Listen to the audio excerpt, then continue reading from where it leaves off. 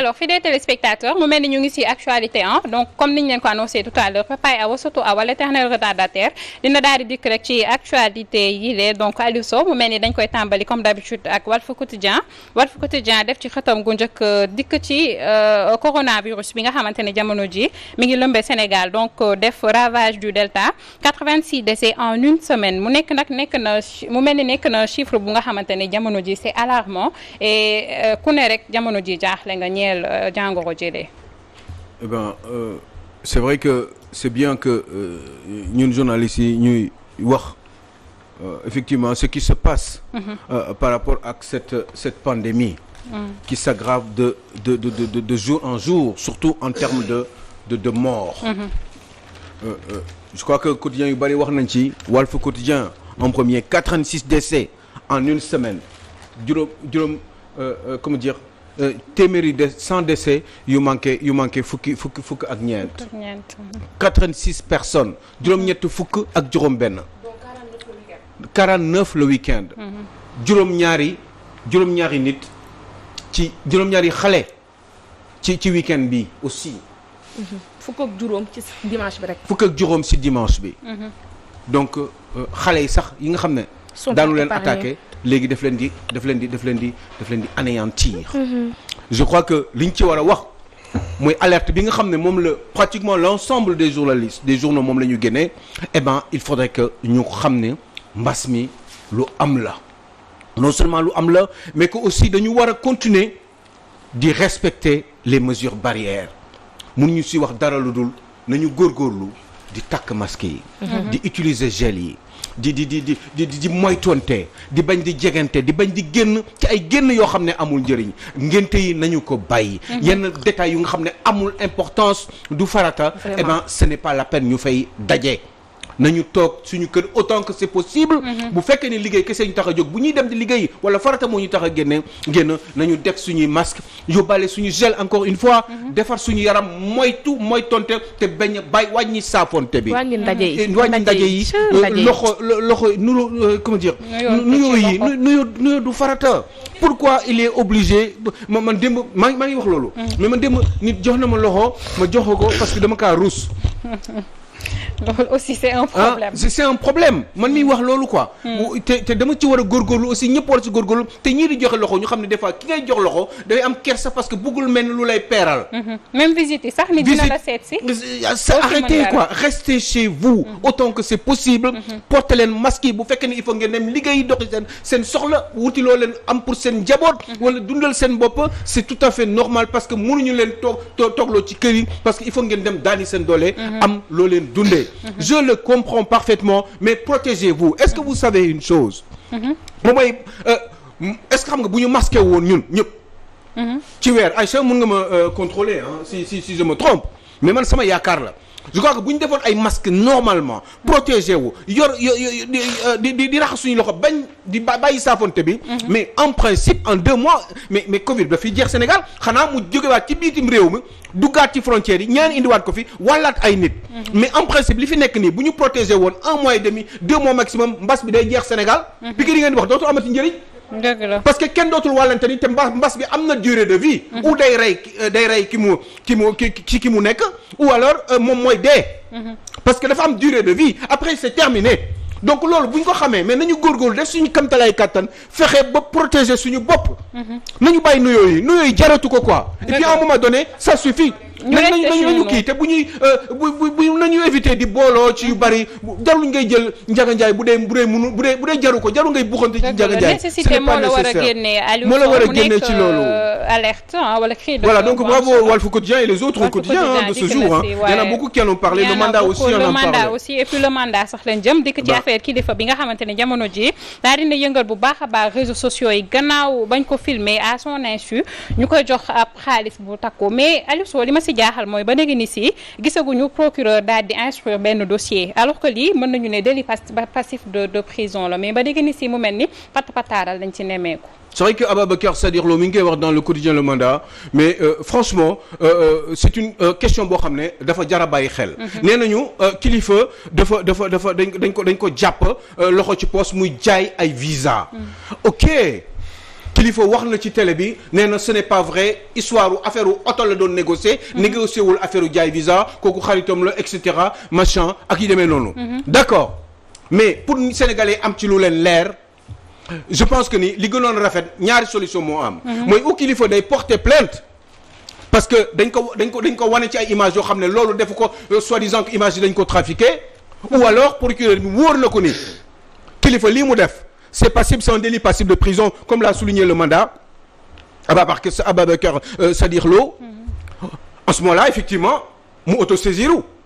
ñu fexe ba gis dëgg bi bu fekkee ne dafa jar kilifa loolee mu def te ñu bari daan ko def Sénégal. et bien boobaa sanction bi daanu ci kawam.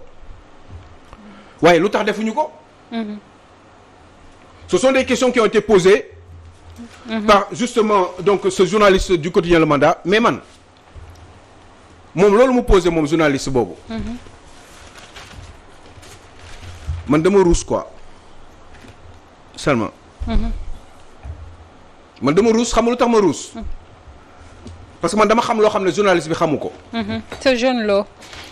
Ababacar Sadikh Lo bi nekk ma da man dama xam loo xam ne moom xamu ko. alors mun nga ne lan laa xam. c'est quoi. mooy man dama ruus. dama ruus parce que dama gis loo xam ne non yal na yàlla musal yal na yàlla dimbali quoi musal ci seytaane xam nga lu tax. parce que en réalité man dama gis lu leer naññ kilifa di waxaale affaire passeport pour visa man dama gis loolu man. da nga ko gis ruus naa ak sax te du ma ko mës a génnee. bokkut ak vidéo bi ñu gis. bokkul quoi gis ñu wala beneen j'ai honte. Aliou Sow da nga gis beneen vidéo bu bokkut ak ñun bi ñu gis. Salma xam nga man du ma waxantu. non dama bëgg mu leer rek. déet non déet waaw ma xam nga man mos naa wax lu amul. vidéo la li ngay wax non. mais ma xam du ma wax lu amul. si je sais mais pour leeral rek da nga am. mais dégg nga dama gàccee man. waaw dama gàccee parce que loolu dama ko gis. vidéo la. waaw encore une fois. vidéo la quoi c'est xoolal non dama ruus. muy waxaale pour jaay visa. mais oui putain. ok. loolu journaliste mandat bi gisu ko. parce que moom il s'est posé des questions lu tax ba léegi ni si instruire ñu benn dossier. mais peut-être ñoom instruire dossier parce que loolu intéressé wu ñu woon li leen intéressé woon moom mooy ñu toroxal kilifa. mu jeex war na kilifa Sénégal yëpp même chose bi la ñi nekk ci opposition bi ñi nekk ci nguur gi ñëpp a yam ay naafeq rek a fi nekk wala boog Cheikh Tidiane Gomis. baax na. xanaa lii moo lëmbe réew mi. xanaa dëkk bi xanaa baaxul. wala comme dëkk Serigne Touba la li waru fi woon am. mais Aliou Sow. comme dëkku Serigne Alaaji Malick la. est-ce que li waru fi woon am mën naa la poser benn question. ñoom jóge nañ fi depuis 200 ans bu fekkente ni da nga gis vidéo bi nga gis par exemple. dañ ko filmer moom aussi à son insu wala bokkut ak genre bii nga xamante ni moo lëmbe réseaux sociaux yi boobu aussi à son insu lañ ko filmer toujours voilà. même chose bi la Salma li nga gis loolu rek la continuation bi laa gis. waaw parce que ñu ngi naan bii dañ ko découper wane wuñ lépp. Salma man du ma waxantu déggoo lu mu la wax man lii du ma ko wane. doo ko wane. waaw jamais ci télévision. jamais mais dama ruus. dama ruus quoi. J'ai honte et je ne sais pas quoi dire parce que Kilifeu est un garçon que j'aime beaucoup. Thiat aussi. mais xam nga maa ngi ko doon wax. daa am sama benn tante à 15 ans quand je commençais à revenir au Sénégal. Parce que je suis resté quand même un certain nombre d'années plus de 20 ans sans revenir. ma commencé di am ay moyens tuuti ma commencé ñëw Sénégal. am gis yu may déranger sama bàjjan mu ne ma. Alioune il faut nga arrêter Sénégal nit ñi li ñuy wax ak li ñuy def bokkul ni ñu mel ci seen biir ak seen biti bokkul il faut que yow nga noppul yow Alioune Sow sinon da nga nar a sonn Sénégal moom ko wax sama bàjjan. sa bàjjan. mais si semaine bi sama xel dafa nekk ci moom mi ngi dund ba tey. mi ngi fi amaana xëy na loolu moom sax fàtte na ko. mais. sama xel dafa nekk ci moom ndax wax boobu mu wax mësoon a wax effectivement j'ai comme l'impression des fois man damay yaakaar ni man je peux analyser les gens et que je suis intelligent mais des fois je me dis que je ne suis pas véritablement tout à fait intelligent. Vous savez pourquoi je dis ça? Parce que des fois damay yaakaar ni gëm nit ki xool ko ne ko kii li may xalaat ci moom loolu la ndekete man am na lu ma dese ci nit ki. D'accord. amaana xëy na comme du ma dëmm du ma nooxóor te du ma wàlliw xëy na moo tax du ma mën a lire véritablement lan moo nekk ci xelu nit ki ak li xolam. ci actam rek yi muy posé rek laa ko mën a jàppee. pour xam ko donc loolu moo ma dal ci kilifa. D'accord donc yow yaa ngi xaar jamono ji yëf yi am suite. ba xaw ma. Naturellement. mais xam nga lu tax parce que Salma xam nga c'est quoi le problème c'est qu'en réalité dama am gàcce quoi. dama rus. dama rus parce que li ma dégg man non ko waru woon doon kilifa en fait ak li ma génne ko li ma gis. waaw te loolu man maa ko gis te man du ma waxantu. man lépp lu ma wax sama àdduna rek. tubaab de preuve la bëgg. te fu ma juumee damay nelluwaat juum naa. mais lii lu ñu gis la quoi te jomm naa du ma ko ne parce que loolu taxumaa jóg. mais on attend mais comme je suis un journaliste d'investigation. je suis obligé souvent. d'en parler et puis de dire la vérité aux Sénégalais parce que man dama am benn ak unique objectif. mooy essayer de changer les choses dans ce pays-là. D'accord. ci li ma ci mën.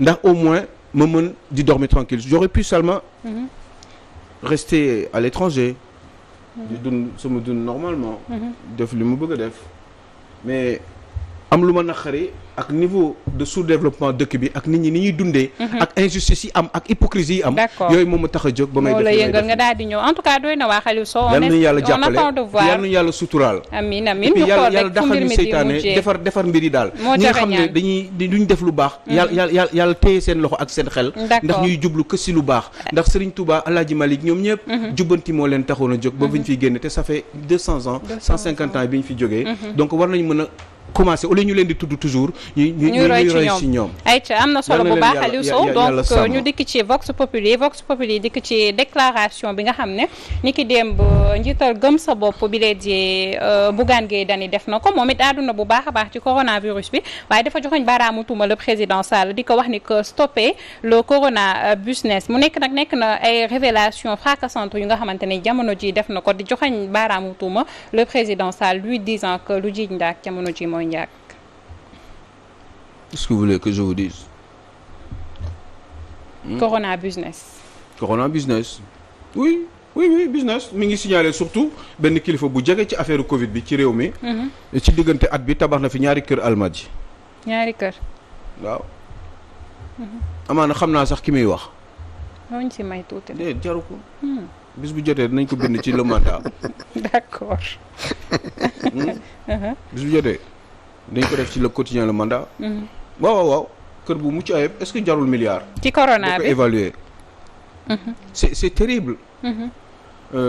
Est-ce que xam ngeen Ndeye Kati Gadiaga. NKG. c'est qui. est-ce que xam ngeen Umu informatique. waaw kooku dañ koy dégg. ñoom ñaar kese ñoo téye marché ministère de la santé. vous m'entendez. di ngeen wax li ma ñi doon liggéey ak ministère de la santé. depuis 10 15 20 ans ci ginnaaw ñoo ñëpp bi ministre bii nekk fii moom Abdoulaye Diouf Sarr bi mu ñëwee. ñoom ñooy def leen tegee neneen ne leen ñooñu nga xam ne ci marché yi lañ doon liggéey ay opérateur économique lañ. dañ doon am ci marché ministère de la santé yàgg liggéey ak ministère de la santé. moom bi mu ñëwee ñëpp la jël tegal leen ne boroom xam-xam yi mu tegal leen ne xam-xam ci organisation. ak management ministère bi mu jël leen teg leen fële. yenn médecins yi nga xam ne dañu critique d'esprit taxaw ñu jël leen teg leen na le ñi nga xam ne ñoo doon liggéey ak marché ci ay marché ak ministère bi ñu jël leen teg leen na le jël NKG Ndeye Kati Gadiaga ak informatique ñoom ñaar kese principalement ñuy liggéey ak ministère bi vous pensez que c'est par hasard? En tout cas Ndeye Kati Gadiaga affaire Makka yooyu la mooy agence de voyage yooyu la doon liggéey ko xamul dara ci matériel de santé et cetera affaire Makka yooyu mooy agence de voyage ñi doon dajale pour yóbbu nit ñi ay Makka agence bu mel noonu la yoroon principalement di liggéey ci loolu bi affaire bi amee problème mu Covid bi Makka ñu tëj ko ñu ne ko kaay ñu jox la ci marché corona bi certainement am na nu ñuy jaarale mbir yi ba ay rétrocommission di mën a am. peut-être que c'est comme ça peut-être que noonu la ñuy amee ay këru milliards yi Bougane Gueye Dany di wax. ci Almadies. quand il parle de Corona Business. ce pays ouais voilà c'est ça. d'accord eh ben gars yi ñoom ñoo raw 200 ans d'esclavage parce que depuis 1960. on est indépendant dañu ne ñun ñoom moom suñu bopp on nous parle de France dégage. machin dégage. tubaab dégage ñëpp dégage. mais ñoom ils ne sont là que pour défendre les intérêts de leur propre pays. bu ñuy négocier ak yeneen pays seen bopp seen pays seen dëkk la ñuy privilégié parce que c'est normal ñoom loolu la ñu waatal seen dëkk te dañu jóg pour loolu puisque ce sont des patriotes. ñun ce qu'on fait c'est on sacrifie nos populations pour nos intérêts crypto-personnels. juste ak ñun ak suñu njaboot. parce que dañ leen di wax ni fi nga nekk sa place bi da nga fi war a jóge te ëllëg. balaa nga fay jógee defaral sa bopp ba pare teranga parce que ëllëg da nga fi jógee mos ngeen gis un ministre de la République ou un DG un grand DG de société dans ce pays là mu pare ci société nationale ou mu pare ci gouvernement génn dem créer société am di liggéey boo leen amee benn DG bu mel noonu mu pare dem créer liggéeyam nekk ci gouvernement di liggéey am ay responsabilité mu pare liggéey dem gouvernement am daanu wala mu dem mu bàyyi. kenn nomeetu ko mu génn dem liggéey. continuer liggéeyam. loolu amul Sénégal. Exceptionnellement ngay gis loolu. moo Diagne Fada bi mu génnee ci Ablaye Wade. ba juróom-ñaari at mu nekk dans l'opposition ba muy delluwaat Sonacos lan la doon liggéey amul. Idrissa Seck qui n'a jamais été dans l'administration. Idrissa Seck bi mu nekkee dans l'opposition lan la liggéey. ba muy dellusiwaat ci Macky Sall ak lan ak kii lan la liggéey moment boobu depuis bi mu nekk ci opposition bi. bi mu bàyyee Ablaye Wade laa wax de moom Idrissa Seck bàyyee Ablaye Wade waxuma bi Macky Sall ñëwee ci nguur gi en 2012 moom bi mu bàyyee Ablaye Wade en 2003 2004. bi ba Macky Sall remplacé ko comme premier ministre Idrissa Seck moment boobu 16 ans 15 ans au moins. lan la liggéey ba fay ay impôts Sénégal ba am ay bulletins de salaire def ay déclaration fiscale wane ni moom mi ngi fay ay impôts ci réew mi. est-ce que am na. génneel leen ma kayit bi entre autres ces gens-là. donc ñoom. c'est comme ça qu'ils vivent. ñooñu ñooy ces destructeurs de la République. Pardon Fatima. ne li di metti yëpp problème yi ñii banque ñoom ci seen côté ñu ngi ci xéewlu ndax boo xoolee sonn ñu ngi ci nekk seen i projet ñii di tabax ñii di def lu leen neex est-ce que nga yaakaar ni loolu koo xam ne Sénégal yëkkati na la développement wu Sénégal yëkkati na est-ce que loolu yoon la nga di ko def. déedéet développement Sénégal taxul leen jóg. parce que ce sont ces gens là ñoom seen bopp neewuñu man liggéeyal naa sama réew 10 ans lii ak lii laa fi def lii laa avancé le réew mi pare naa ci damay jàll ci leneen non ils font tout ci ay positions yu nekk ni bu ñu nekkatul ci gouvernement bi pour fexe bu dellu soit ci gouvernement bi pour continuer à faire partie de ceux qui continuent encore une fois à piller la République en fait ci loolu la ñuy dund et ce sont des suceurs de sang xam nga lan la en tout cas doy na waar Aliou Sow mais ils sont pires que les blancs doy na waar ñu lay jaajëfal bu baax di jaajëfal la maman Henriette yéeme na lool la sista Néné Assane Gueye maman Khady Seck maman Gisèle Goudiaby di leen jaajëfal bu baax a baax donc ñu daal di dem Madame Samoura mooy secrétaire